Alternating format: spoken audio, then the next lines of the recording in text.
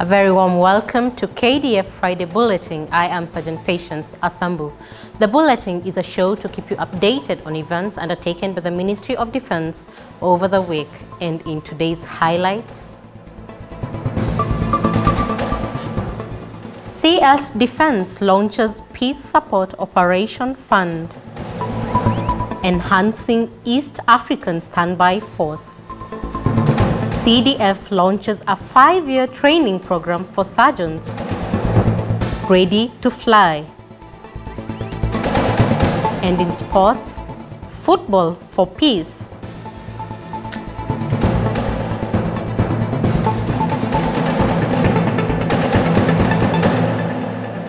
To start us off, Honorable Aden Duale, the Cabinet Secretary for Defense, launched the National Peace Support Operations Fund at Kahawa Garrison in Nairobi. The fund is meant to support the Kenya Defense Forces in the acquisition and maintenance of contingent-owned equipment during deployments in peace support operations across the globe and enable the military to attain the required international standards as well as enhance the force posture.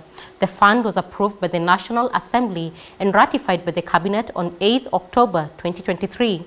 Kenya, as a leading troops contributing country, has made an indelible mark in the global arena by actively participating in peace support operations since 1979 under the auspices of the United Nations, the African Union, and the East African Community. Take a look. During the launch, the Cabinet Secretary noted that the establishment of this fund is a decisive response to ensure our peacekeepers are well prepared, suitably equipped, and able to meet Kenya's obligation in the maintenance of international peace and security. He reiterated that in every mission that the KDF deployed its troops, it has helped in building stronger alliances with other countries, enhanced border security, and ensured a flourishing economy. The establishment of this fund is a decisive response to these challenges, ensuring our peacekeepers are well prepared, suitably equipped, ready and able to meet Kenya's obligation in the maintenance of international peace and security. In his address, General Francis Ogola, Chief of Defense Forces, said that the shift in the global security environment has affected peacekeeping in various ways. Thus, the fund is a strategic asset that shall unequivocally enhance the military capability, efficiency, and effectiveness. Let me underscore that this PSO fund is a strategic asset that will unequivocally enhance our military operational capability, efficiency, and effectiveness. Defense Principal Secretary Mr. Patrick Mariru, who is the first administrator of the fund, noted the fund is operational and the Secretariat is properly constituted, comprising of senior military officers and the Ministry of Defense staff. Accountability will remain the bedrock of this fund. Every allocated shilling shall be utilized for the intended purpose, and that is supporting the various efforts of the Kenya Defense Forces participation in peacekeeping. After the launch, the Cabinet Secretary flagged off the inaugural contingent-owned equipment that is destined to assist in restoring peace and security in the Democratic Republic of Congo under the United Nations Organization Stabilization Mission.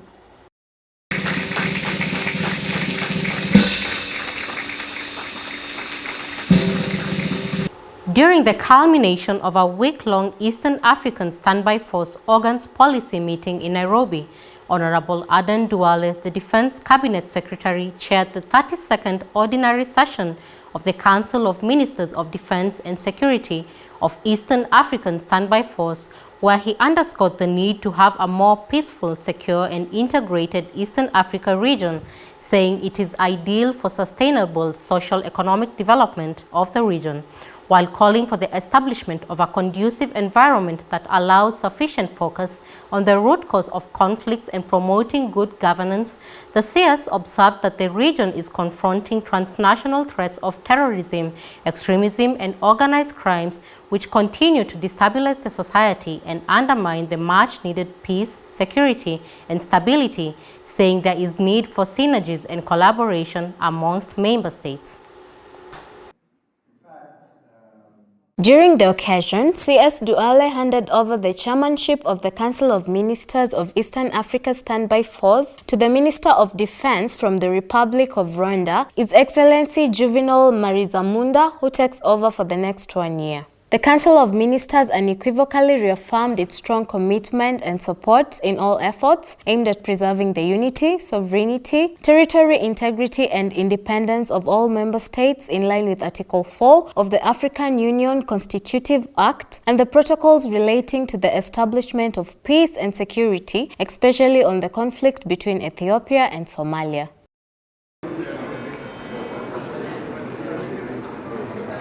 On matters health, General Francis Ogola, the Chief of Defense Forces, launched a 5-year training program under the auspices of College of Surgeons for East, Central, and Southern Africa at Defense Forces Memorial Hospital in Nairobi. The program is a hospital-based postgraduate collegiate training for surgeons that adopts low-cost but highly effective apprenticeship training. Take a look. The hospital-based postgraduate training program has a unique focus highly relevant to the military by covering areas such as military medicine, including biological weapons, sports medicine, tactical combat casualty care and mass combat casualty care training, war surgery, to assure surgical competence on the battlefield in remote as well as advanced setups. College of Surgeons for East, Central, and Southern Africa has a presence in over 20 countries in sub-Saharan Africa and has been running for over 25 years. Moving on, Mr. Patrick Mariro, the Principal Secretary for Defense, this week made an inspection tour of the ongoing maintenance works which are being conducted by the Kenya Defense Forces at the Parliament buildings in Nairobi. The PS, who was in the company of the Chief of Infrastructure at Defense Headquarters, Brigadier Titus Sokobe, stated that the Ministry of Defense remains steadfast in discharging its constitutional mandate of assisting and cooperating with other civil authorities whenever called upon.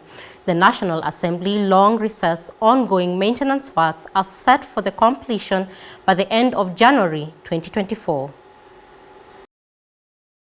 In other news, Major General David Tarus, the Deputy Army Commander, officiated the closing ceremony of the Parachute Basic Course at Laikipia Air Base in Nanyuki. The 3-phase course began with a 1-week physically and mentally challenging selection test, followed by 3 weeks of ground training at Special Operations Training School in Gilgil, and culminated in parachute live jumps. The parachute course saw participants from the 3 services of the Kenya Defense Forces qualify.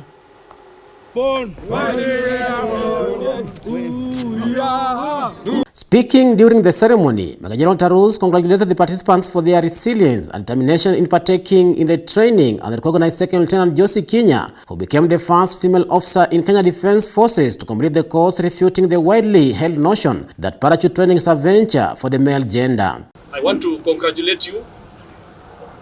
I know it has taken a long time, and I'm very happy that we have such a good number of players. The commander also assured the regiment of his support to ensure that the training continues for the attainment of one force, one mission in enhancing efficiency and effectiveness in Kenya Defense Forces. Following the expiry of the East African Community Regional Force mission mandate and the withdrawal of troops by 21st December 2023, the Force Commander, East African Community Regional Force, Major General Muthuri Kyugu, earlier this week handed over the East African Community flag and other mission instruments to the Secretary General, Honorable Dr. Peter Mathuki, at the East African Community Headquarters in Arusha, Tanzania. The historic handover ceremony marks the closure of the year-long inaugural East African Community military intervention in the Eastern Democratic Republic of Congo.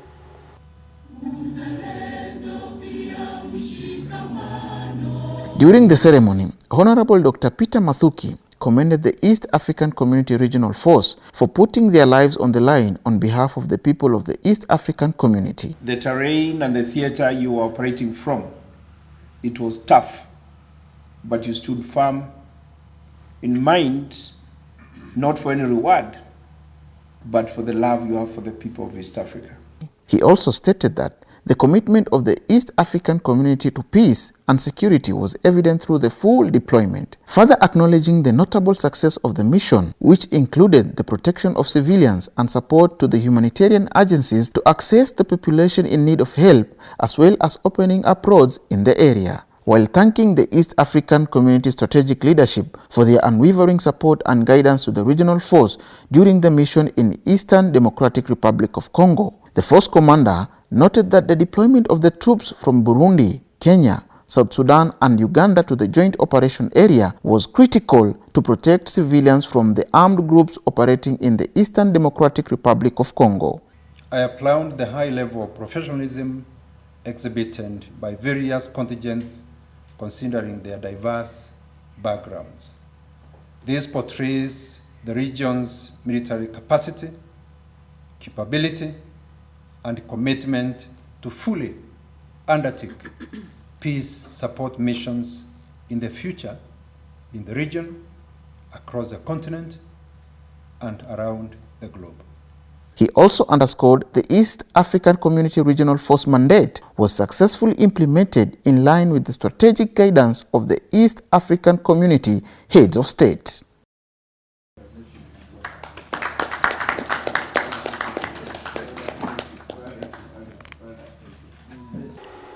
Brigadier Jatani Gula, Operation Amani Boni Commander, held a key leadership engagement meeting with His Excellency Issa Timami, the Governor of Lamu County, on ways to bolster peace and security efforts in the county. The Governor expressed appreciation on behalf of the residents of Lamu County for the efforts made so far by the national government to secure the county, as well as for the continued civil-military cooperation initiatives from the Kenya Defence Forces, and pledged his commitment to continue working with the national government for the people of Lamu and its neighboring counties. Honorable Aden Duale, Cabinet Secretary for Defense, hosted the Pakistani High Commissioner to Kenya, His Excellency Ibrahim Hussein Khan, at the Defense Headquarters here in Nairobi. During the meeting, Honorable Duale noted that Kenya and the Islamic Republic of Pakistan have continued to enjoy warm, cordial relations dating back to the 1960s, which was cemented in November 2023 when the two states negotiated a defense cooperation agreement currently undergoing consideration by the two parties. How are you? Thank you so much. Thank you very much for spending your very... The CS noted that the two countries have collaborated in military engagements, including high-level leadership visits, regular port calls to Mombasa by Pakistan naval ships, and military training, among others. He further echoed the existence of a huge potential for furthering the synergy through the defense industry and maritime cooperation, which shall be possible once the Defense Cooperation Agreement comes into effect. In an event filled with pomp and color, the Joint Command and Staff College marked its annual Cultural Day at the college in Karen, Nairobi. The day was fated under the theme celebrating the blending of cultures in a multicultural society, aimed at showcasing colorful presentations of cultural exhibitions, which included traditional attire, dances, and diverse cultural cuisine by the student officers. Take a look. Major General Eric Kinuthia, Commandant Joint Command and Staff College, while speaking during the event, stated that it is through such events that people celebrate the strength of diversity, as there is beauty and strength in diversity. He also highlighted that day was a testament that different nations can care, appreciate, and learn from each other. It is through this that the people's attitude towards life is shaped. And for this reason, that is why today, Cultural Day, is an important event for the college. It is aimed at graduating students who are not only equipped with professional knowledge and skills, but also possess positive mental sets and attitudes rooted in respect for other people. Guests were entertained by local, regional and international cultural dances and songs. Diverse cuisines drawn from 15 countries, including Kenya, Botswana, Burundi, Egypt, India, Malawi, Namibia, Nepal, Rwanda, Zambia, Uganda, Tanzania, South Sudan, South Africa and Sierra Leone were also availed for sampling. Brigadier Sankale Kiswa, Commander, Kenya Navy Fleet, presided over the Kenya Navy Junior Leadership Course graduation ceremony at the 15 Kenya Rifles in Mombasa County. The 11-week-long course saw the participants hone their skills, cultivate teamwork, and embrace the principle of effective leadership, which makes them poised in their journey at the Kenya Navy. The course is geared towards laying a foundation upon which the Kenya Navy prepares and equips its service members with tools to exercise leadership and command.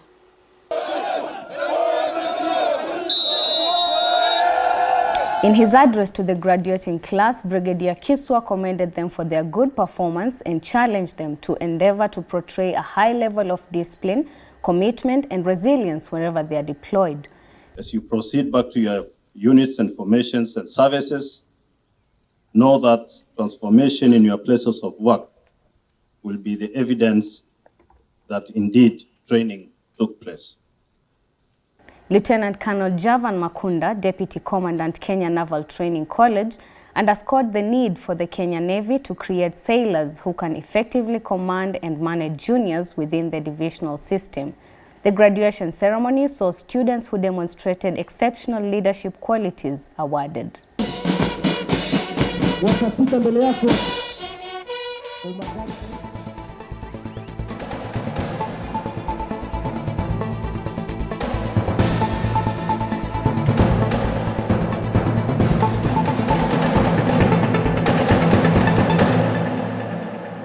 And in sports, Old Boys Football Club of Hulugo location emerged as the overall winner in the tournament organized by a multi-agency security team operating in Hulugo, Garissa County to sensitize the locals on security matters and the importance of sporting activities in the community.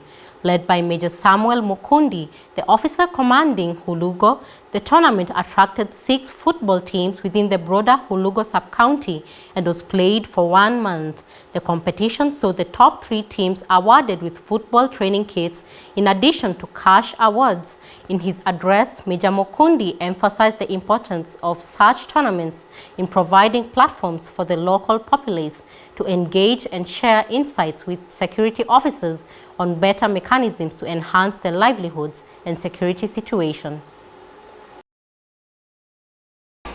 Thank you for watching. We look forward to your feedback via our official social media handles and your viewership next Friday for the KDF Friday Bulletin. I am Sergeant Patience Asambu. Goodbye.